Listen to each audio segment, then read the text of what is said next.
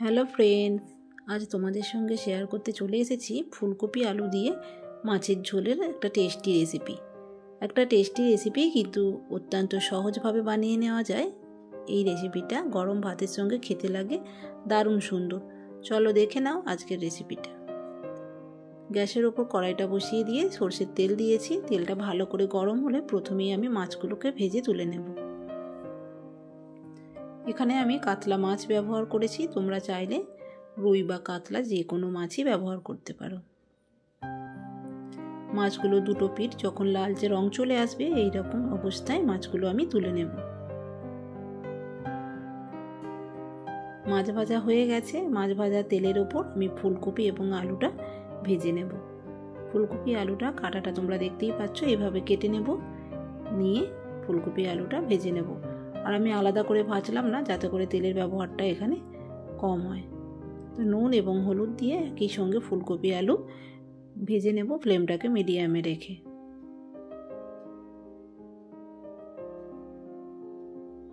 দেখতেই পাচ্ছ ফুলকপি এবং আলু সুন্দর করে ভাজা হয়ে গেছে, এখন তুলে নিচ্ছি।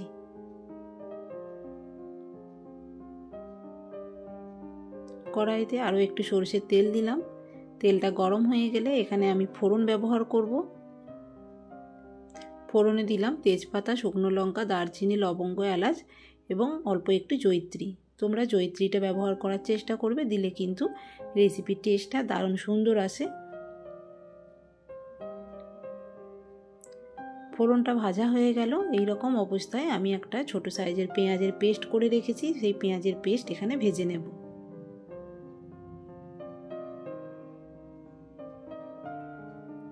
পেঁয়াজটা ভাজা হয়ে গেছে, এখন আমি দিয়ে নিচ্ছি আদা, রসুন এবং জিরে দিয়ে একটা পেস্ট তৈরি করে রেখেছিলাম, সেই পেস্ট আমি দিয়ে নিয়েছি।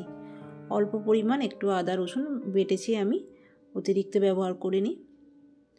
পেস্টটা দিলাম। এখানে দেব কিছু গুঁড়ো মশলা। দেখো, ঝালের জন্য আমি দিয়ে নেব ঝাল লঙ্কার গুঁড়ো, এটা তোমরা প্রয়োজন অনুযায়ী দেবে। আর দিলাম পরিমাণ মতো হলুদ। যেহেতু হলুদ এবং লঙ্কা গুঁড়ো দিয়েছি, মশলার যে বাটি ধোয়া জলটা ছিল সেটা আমি দিয়ে নিলাম। ফ্লেমটাকে মিডিয়ামে রেখে মশলাটাকে ঢেকে দিয়ে আমি কষতে দেব।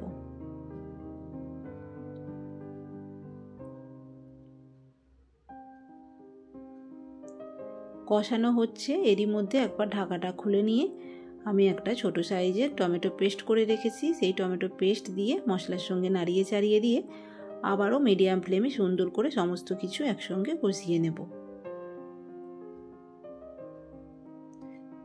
মশলা থেকে খুব সুন্দর করে তেলটা বেরিয়ে গেছে, মশলা কষানো হয়ে গেছে। এখন ভেজে রাখা আলু এবং ফুলকপিটা মশলার ওপর দিয়ে ভালো করে একই সঙ্গে সমস্ত কিছু কষিয়ে নেব।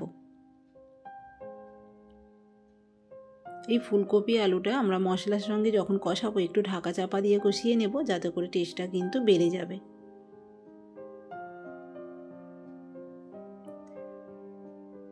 খুব সুন্দর করে মশলার সঙ্গে ফুলকপি আলু কষানো হয়ে গেছে। এখন এখানে আমি অল্প পরিমাণ একটু মটরশুঁটি ব্যবহার করছি, তোমরা চাইলে দিতেও পারো বা নাও দিতে পারো। এখন ঝোল বানিয়ে নেব। তো ঝোলের জন্য জল বেশি পরিমাণ লাগে, অতএব এখানে গরম জল ব্যবহার করলাম। প্রয়োজন মতো জল দিয়ে নিলাম। এইরকম অবস্থায় আমরা নুনটা চেক করে নিয়ে প্রয়োজন হলে নুনটা দিয়ে নেব। দিয়ে মিডিয়াম ফ্লেমে ঢেকে দিয়ে সবজিটাকে সেদ্ধ হতে দেব। কিছুক্ষণ পর চেক করে দেখে নিতে হবে সবজি সেদ্ধ হয়ে গেছে, ফুলকপি এবং আলু। এখন আমি ভেজে রাখা মাছটা এখানে অ্যাড করে দিলাম। মাছটা দিয়ে বেশিক্ষণ ফোটাবো না, তাতে করে মাছ ভীষণ নরম হয়ে যাবে, খেতে খারাপ লাগবে। 1 মিনিটের মতো ফুটিয়ে নেব।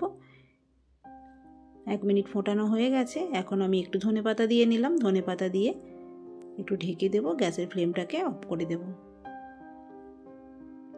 দেখো বন্ধুরা, কত সহজ পদ্ধতিতে কত সুন্দর একটা টেস্টি ভাতের সঙ্গে খাবার জন্য ফুলকপি দিয়ে মাছের রেসিপি। তোমাদের কেমন লাগলো আজকের এই রেসিপি কমেন্ট করেই জানিও। তো বন্ধুরা, আজ আসি, টাটা।